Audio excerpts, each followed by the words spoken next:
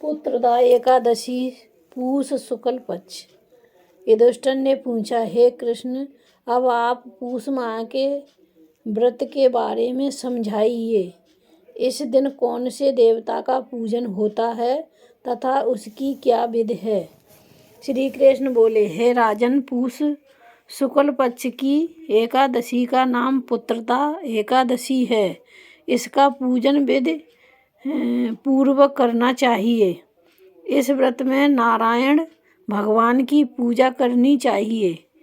इसके पुण्य से मनुष्य तपस्वी, विद्वान और लक्ष्मीवान होता है। मैं एक कथा कहता हूँ, उसे सुनो। भद्रावती नगरी में कुशेतमान राजा राज्य करते थे। उनका कोई पुत्र नहीं था। उनकी रानी का नाम चंपा था। वह दोनों सदैव वंश रथपुत्र न होने के कारण चिंता में डूबे रहते थे। राजा के पितर उनके दिए हुए जल को कोसोच्छ्वास से गर्म करके पीते थे और सोचा करते थे कि इसके बाद हमें कौन पिंड देगा। इधर राजा को भी राज्य वैभव से संतोष नहीं होता था। इसका एकमात्र कारण पुत्रहीन होना था। वह विचार करता था कि मेरे मरने पर मुझे कौन पिंड देगा। बिना पुत्र के पितरों और देवताओं से उत्तीर्ण नहीं हो सकते।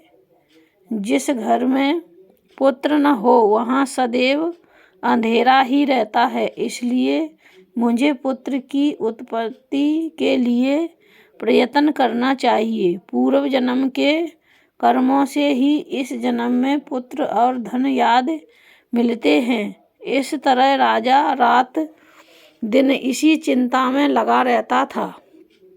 एक दिन राजा घोड़े पर सवार होकर बिना किसी को बताए वन में चले गए। वन में पक्षियों और वृक्षों को देखने लगे। हाथी अपने बच्चों और हथनियाँ के बच्चे भी घूम रहे थे। राजा सोच विचार में लग गए। राजा प्यास के कारण अत्यंत बेचैन होने लगे और पानी की तलाश में आगे बढ़े।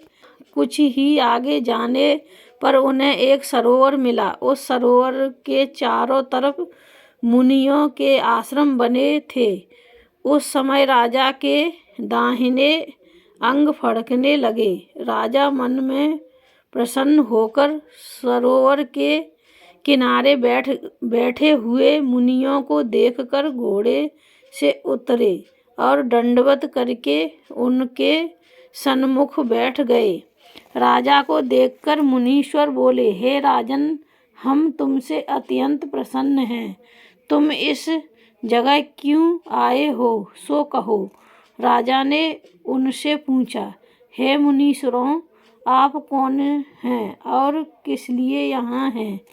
मुनि बोले, हे राजन, आज पुत्र की इच्छा करने वाले को संतान देने वाली पुत्रदा एकादशी है। हम लोग विश्ववेद हैं और इस सरोवर पर स्नान करने आए हैं।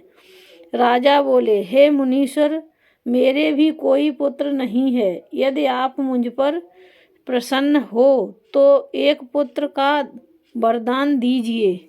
मुनि बोले, राजन, आज पुत्रदा एकादशी है। आप इसका व्रत अवश्य करें। भगवान की कृपा से आपको अवश्य ही पुत्र प्राप्त होगा। मुनि के वचनों के अनुसार राजा ने एकादशी का व्रत किया एवं द्वादशी को पारायण किया और मुनियों को प्रणाम करके अंत में अपने महल को वापस आए।